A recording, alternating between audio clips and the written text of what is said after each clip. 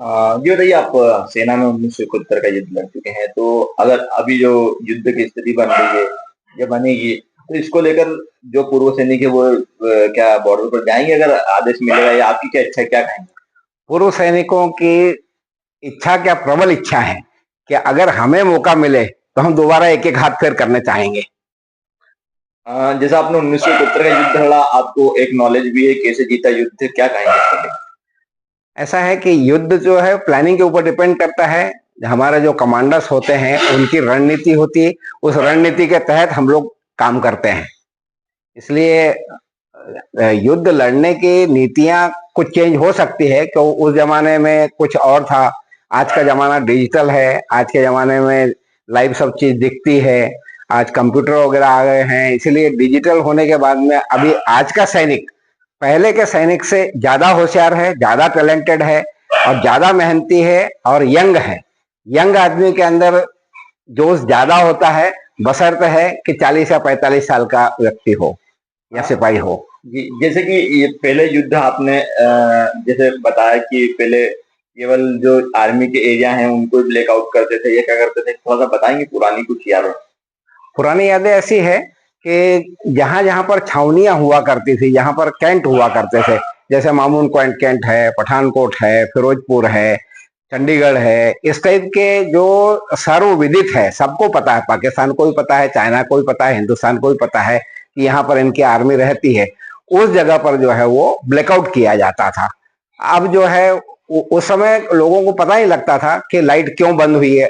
Normal आदमी यही सोचता था, जैसे हमारे खंडवा में अगर लाइट जाए तो आदमी ये सोचेगा कहीं कुछ फॉल्ट हुआ होगा, लेकिन ये नहीं पता लग रहा है कि हम एक मॉक ड्रिल कर रहे हैं या ऊपर से कहीं से ऐसा आदेश आया है कि 2 घंटे के लिए यहाँ का लाइट बंद करना है, ताकि यहाँ ये ना पता लग पाए कि कोई यहाँ पर भी शहर है। वैसे हमारे एमपी में जैसे हमारा अपना पीथमपुर है, इंदौर है, ऐसी जो बड़ी बड़ी इंडस्ट्रियल है, ग्वालियर भी है। ग्वालियर है, ऐसी इंडस्ट्रियल के ऊपर जो है कहीं कोई अटैक ना हो जाए, इसलिए जो है हमको ब्लैकआउट कर सकते हैं और करना भी चाहिए। क्या कहेंगे अभी जैसे पाकिस्तान हमला कर रहा है, लगातार हमला कर रहा है, हिंदुस्तान भी इसका जवाब दे रहा है। पाकिस्तान की स्थिति खराब है, क्या कहेंगे इसको लेकर? पाकिस्तान की स्थिति तो बहुत ज्यादा खराब है, लेकिन अब वो उनके पास में ये हो गया कि मरता क्या ना करता। उनके पास में आज भीख के कटोरे के अलावा उनके पास में कुछ है नहीं। तो वो केवल जो है वो एक गीदड़ भपकी दे रहा है। उनके हाथ में कुछ नहीं है, ना उनके पास में कोई ऐसा टैलेंट है, ना उनके अंदर कोई दम है, ना उनके पास में कोई इतने ज्यादा अच्छे हथियार है। आज देखिए आप, लाहौर तक जो है हमारा जो है वो सिस्टम काम कर रहा है और ऊपर के ऊपर ही उनके मिसाइल ड्रोन सारे उड़ा दिए जा रहे हैं। तो हमारे पास में जो सिस्टम है वो उनके पास में नहीं है। और जो उनको चाइना ने सिस्टम दिया हुआ है, वो सिस्टम जो है उनका जो कबाड़ था, जो उनके काम का नहीं था, वो उन्होंने पाकिस्तान को दिया हुआ है, जो कि आज की डेट में काम नहीं कर रहा है। और क्या कहेंगे युद्ध नीति को लेकर अभी युद्ध जिस तरीके से अभी तो चालू नहीं हुआ है लेकिन फिर भी बॉर्डर पे लड़ाई चल रही है, इसको लेकर क्या कहेंगे? तो ये है कि अगर युद्ध की घोषणा होती है तो दोनों देशों का नुकसान है। पाकिस्तान का नुकसान होगा ही होगा, हमारा भी थोड़ा बहुत उसमें नुकसान होगा। तो उसमें हमारी आर्थिक स्थिति जो है वो थोड़ी बहुत गड़बड़ हो सकती है। जो हमारा विकास है वो कम से कम जो है, अगर युद्ध होता है तो कम से कम हमारा विकास जो है 10 साल के लिए पीछे चला जाता है। इसलिए युद्ध होना नहीं चाहिए, युद्ध किसी के लिए भी अच्छा नहीं है।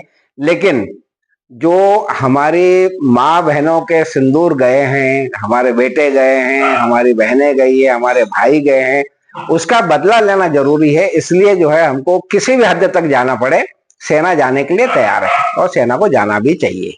और कुछ पुरानी याद में 1971 की कुछ याद में कुछ बताएंगे या कुछ नया कुछ बताएंगे?